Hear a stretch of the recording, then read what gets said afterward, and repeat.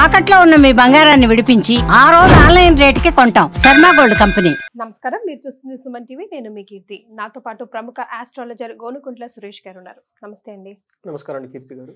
కీర్తి గారు, మనకు మహర్షులు ఇచ్చిన గొప్ప జ్ఞానం జ్యోతిష జ్ఞానం అండి. ఇది ఎందుకు మనకు ఉపయోగపడుతుంది అంటే, మనం లైఫ్లో చేయాల్సిన ఇంపార్టెంట్ పనులకి ఎంత అనుకూలమైన పరిస్థితులు ఉంటే అంత ప్రతికూల పరిస్థితులు కూడా ఉంటాయండి.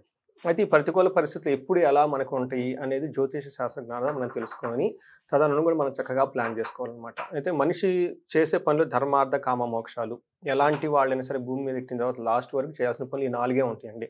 మనకు గృహస్థ ఆశ్రమం దగ్గర నుంచి, సన్యాసాశ్రమం దగ్గర నుంచి, లేదంటే వనప్రస్థాశ్రమం, లేదంటే మనకి బ్రహ్మచార్యం, 4 రకాల వర్ణాశ్రమాలు చెప్తారనమాట. ప్రతి ఒక్కళ్ళు కూడాను ఎవరైనా సరే ఫైనల్గా ఈ ధర్మార్థ కామ మోక్షాలే చేయాలన్నమాట. దీన్ని పురుష అర్థం అంటే ఒక పురుషుడు సాధించాల్సిన సంపదలు అంటారు అనమాట. అర్థం అంటే అనమాట సంపదలు.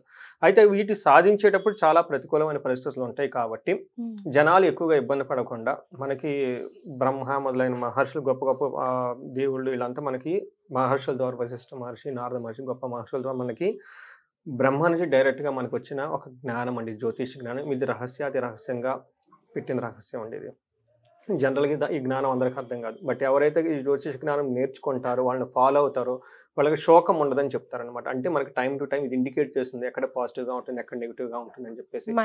సో ఇది మనకి ఏమంటేనండి, మనకి ఆది శంకరాచార్యులు తన స్క్రిప్చర్స్లో ప్రతిసారి చెప్తూ ఉంటాడు. ఏమంటే మనిషికి 2 ఉండాలి, వైరాగ్యము, రెండోది వివేకం ఉండాలి. సో ఎప్పుడు ఏ పని ఎలా చేయాలి తెలుసుకొని తదనుగుణంగా చేయటమే ఇంపార్టెంట్. అలానే వైరాగ్యం అంటే ప్రతి పని మనం చేయటం కాదు, మనకి కొన్ని నచ్చని పనులు, లేదంటే మనకి హాని కలిగించే కొన్ని పనులు వదిలేయటం కూడా నేర్చుకోవాలని చెప్పేసి చెప్తుంటారు. ఎవరైతే ఇలా ఉంటారో ఏమవుతుందంటే వాళ్ళకి లైఫ్ అనేది ఎఫర్ట్లెస్ జర్నీ, బ్లిస్ఫుల్గా ఆనందమయంగా ఉంటుందని చేసి చెప్తూ ఉంటారు అనమాట. ఈ విధంగా మనకి జ్యోతిష శాస్త్రం ఎంతో ఉపయోగపడుతూ ఉంటుంది అనమాట. సూపర్.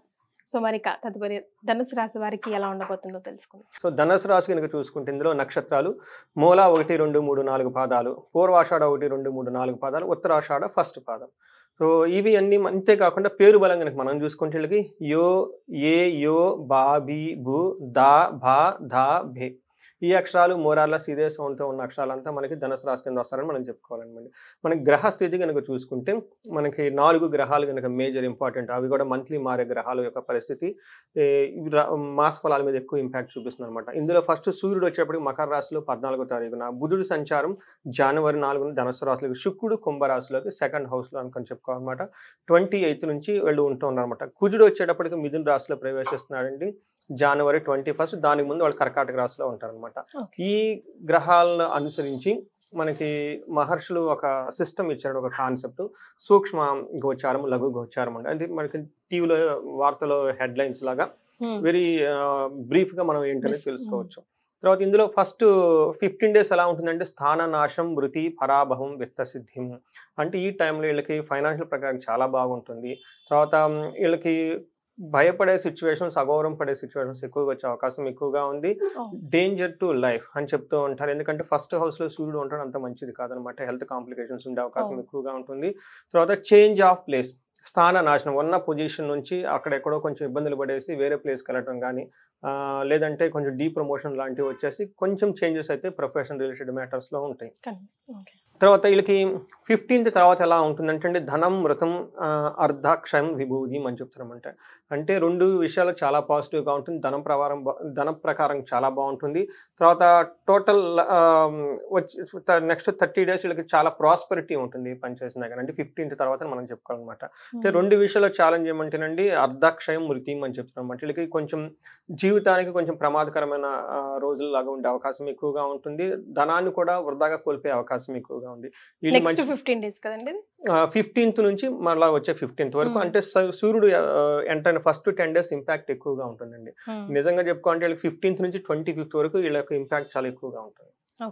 సో మనం అలా చెప్పుకుంటాం అనమాట. సో ఇది మనం డీటెయిల్స్ గోచారం ప్రకారం చూసుకుంటే మనకి ఏ ప్లానెట్ ఎలాంటి ఛాలెంజెస్ ఇస్తున్నారు, ఎలాంటి ఆపర్చునిటీస్ ఇస్తున్నారో కనుక మనం గమనించుకుంటే సూర్యుడు సెకండ్ హౌస్లో ఉన్నారండి. ఇది అంతా మంచి పొజిషన్ కాదని మనం చెప్పుకోవాలన్నమాట. కొంచెం ఇబ్బందులు పడే పొజిషన్.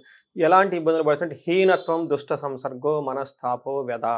తర్వాత నిష్ఫలం కృషి వాణిజ్యం విత్తరాశిగతో రవి అని చెప్పేసి సూర్యుడు రెండో ఇంట్లో గనక వెళ్తే ఎలా ఉంటుందంటేనండి దుర్మార్గులతో సహవాసం చేసే అవకాశం ఎక్కువగా ఉంటుంది.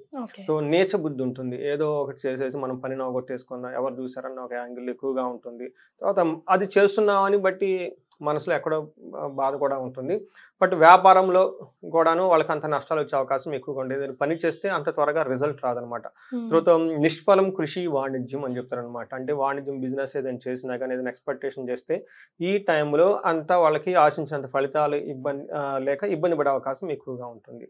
అయితే వీళ్ళకి 8th హౌస్లో కూడా చూడటం వల్ల ఏమవుతుందంటే అండి కంటిన్యూస్గా ఏదో ఒక గొడవ లేదంటే ఏదో ఒక హెల్త్తో బాధపడే అవకాశం ఎక్కువగా ఉంది.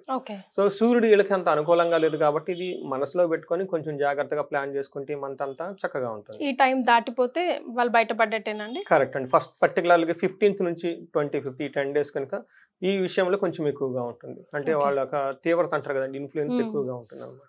మనకి కుజుడు కనుక చూసుకుంటే వీళ్ళకి మిక్స్డ్ రిజల్ట్ ఇస్తున్నారండి.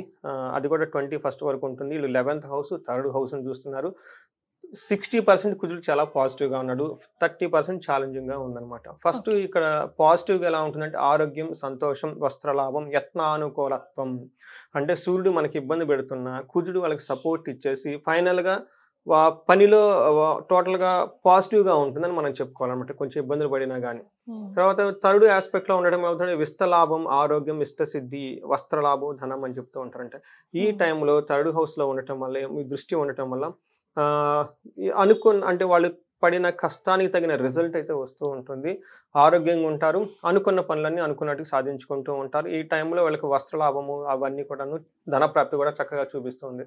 అయితే కుజుడు ఎలాంటి ఛాలెంజెస్ని తీసుకొని వస్తున్నారంటే వీళ్ళకి 8th హౌస్లో ఉన్నారండి. 8th హౌస్ కొంచెం అన్నింటిలో కల్లా దుస్థానం అంటారు. సూర్యుడి దృష్టి కూడా అక్కడే ఉంది, కుజుడు కూడా అక్కడే ఉండటం వల్ల ఇది కొంచెం ఎలాంటి పరిస్థితులు అంటే కొంచెం మనకేం చెప్తారంటే రోగ పీడనం, హెల్త్ కాంప్లికేషన్స్ వచ్చే అవకాశం ఎక్కువగా ఉంది. తర్వాత ప్రవాసం అంటే ఉన్న పొజిషన్ నుంచి దూరంగా వెళ్ళిపోయి అక్కడ ఉండే అవకాశం ఎక్కువగా ఉంది. అంటే వేరే దేశంకి వెళ్ళి ఉండటం, అక్కడ పనులు కాకుండా ఉండటము, విపరీతంగా దగ్గు కానివ్వండి, స్థాన నాశనము, అప్పులు వల్ల అవమానాలు జరిగే అవకాశం ఎక్కువగా ఉంటుంది. సో ఈ విషయాన్ని గమనించుకొని కొంచెం ఈ విషయాల్లో కొంచెం కేర్ఫుల్గా ఉంటే చాలా బాగుంటుంది. తర్వాత వీళ్ళకి శుక్రుడు చూసుకున్నారనుకోండి, శుక్రుడు వీళ్ళకి 3rd హౌస్లో శుక్రుడు ఉండటం వల్ల ఇది చాలా యోగ్యతను ఇస్తుందని మనం చెప్పుకోవాలన్నమాట. పెద్దవాళ్ళతో కనుక ఎవరన్నా మనం మీటింగులు లాంటి కానివ్వండి, లేదంటే హైయర్ అఫీషియల్స్లో చూసినా కానివ్వండి, అది పొలిటిక్స్లో ఇంకా వాళ్ళ పైన నాయకులతో కానీ మాట్లాడుకున్నా కానీ వీళ్ళు ఏదైనా మాట చెప్తే ఆ మాటకి వాళ్ళకి రెస్పాండ్ అయ్యి పాజిటివ్గా ఉంటుందని మనం గమనించాలి. తర్వాత గత జీవన రాహిత్యం, శత్రు వృద్ధి, ధనక్షయము అంటే ఉండటంలో శత్రువులు కూడా పెరిగే అవకాశం ఎక్కువగా ఉంటుంది. కొన్నిసార్లు ఏమంటేనండి మిత్రులతో లాభం ఉన్న మాట చక్కగా ఉంటున్నా కానీ కొంతమంది వెనక నుంచి వీళ్ళకి ఇబ్బందులు పెట్టే అవకాశం ఎక్కువగా ఉంది. హిడెన్ శత్రువులు అంటారు చూడండి, రహస్యంగా ఉండేసి ఇబ్బందులు పెట్టే అవకాశం ఎక్కువగా ఉంది. కానీ 9వ ఇంట్లో దృష్టి ఉండటం వల్ల ఓవరాల్గా ప్లీజర్గా ఉంటుంది. సో ఛాలెంజ్లతో ఉన్నా కానీ బట్ ఓవరాల్గా అయితే మనకు పాజిటివ్గా ఎండ్ అయితే ఉంటుందని మనం గమనించాలి. ఇది మనకి 3 గ్రహాలు ధనుసు రాశికి వాళ్ళకి ఇచ్చే ఫలితాలని చెప్పుకోవాలండి. నక్షత్రాల ప్రకారం చూసుకుంటే మీరు అడిగిన విధంగా మనకి ధనుసు రాశిలో 3 నక్షత్రాలు ఉంటాయండి. మూల, పూర్వాషాఢ, ఉత్తరాషాఢ, పుబ్బ, ఉత్తర అని అంటారు. వీళ్ళకి 2 విషయాల్లో ఛాలెంజింగ్గా ఉంది, 3 విషయాల్లో పాజిటివ్గా ఉందని చెప్పుకోవాలన్నమాట. ఎవరికి మూలా నక్షత్రం వాళ్ళకి ఎక్కడ పాజిటివ్గా ఉందంటే ఫస్ట్ వీళ్ళకి ఐశ్వర్యవంతంగా ఉంటుంది, ధనానికి ఎలాంటి ఇబ్బంది ఉండదు ఫుల్ మంత్ అంతా. అయితే 17th వరకు చాలా చక్కటి లాభం వచ్చేస్తుంది. తర్వాత January 22 టోటల్గా ఒక మనీ ప్రవాహం మూలా నక్షత్రం వాళ్ళకి జనవరిలో వస్తుందని గమనించాలి. అంటే వీళ్ళకి ఛాలెంజ్ ఎక్కడ ఉందంటేనండి, ఒకటి 17th నుంచి మంత్ ఎండ్ వరకు ఏదో ఒక విషయంలో వీళ్ళకి హాని జరిగే అవకాశం ఎక్కువగా ఉంది. దానితో పాటు వీళ్ళు అతిగా భయపడే అవకాశం కూడా ఎక్కువగా ఉంది, చాలా టూ మచ్ ఎక్కువ కనీసం భయపడే అవకాశం కూడా ఎక్కువగా ఉంది. ఇది మనకి మూల నక్షత్రం వాళ్ళకి. అదే పూర్వాషాఢ నక్షత్రం కనుక మనం చూసుకుంటే వీళ్ళకి 3 విషయాలు ఛాలెంజింగ్గా ఉంది, 3 విషయాల్లో పాజిటివ్గా ఉంది.